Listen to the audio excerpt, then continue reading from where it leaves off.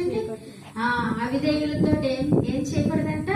ఎవరైతే దేవుని మాట వినకుండా అవిధేయులుగా ఉన్నారో వాళ్ళతో ఏం చేయకూడదు? మనము స్నేహం చేయకూడదు.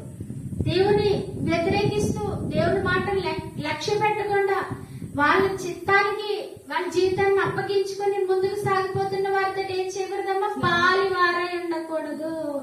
ఏం చేయకూడదండి? పాలివారై ఉండకూడదు. వాళ్ళ అవిధేయత కార్యక్రమాల్లో మీరు చెయ్యి ఉండకూడదు. మీరు సపోర్ట్ చేయకూడదు.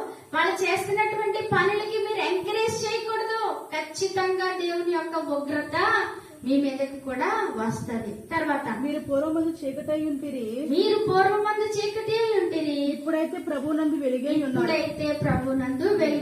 ఇదివరకు తెలిసి తెలియక ఆ రీతిగా మనము జీవించాం. కానీ ఇప్పుడు ప్రభువుని మనం రక్షకునిగా అంగీకరించామండి. ప్రభు మన కొరకు పరిమళ వాసనగా తనను తాను అప్పగించుకున్నాడు. ఆయన మనల్ని పవిత్రపరచడానికి తన ప్రాణాన్ని అప్పగించి మనల్ని వెలుగు సంబంధులుగా చేసేసాడండి. ఎలా చేశాడు? మనం ఇదిగో ప్రభువునందు మనం ఎలా ఉన్నాం? వెలుగై ఉన్నాం. ఇక వెలుగు ఫలము సమస్త విధములైన మంచితనము, నీతి, సమస్తము, సత్యమును వాటిలో కనబడుచున్నది. మనం ఎలా ఉండాలంటే ఏమంటే వెలుగు సంబంధం అంటే మంచితనం ఉండాలి. మనలో ఏముండాలి?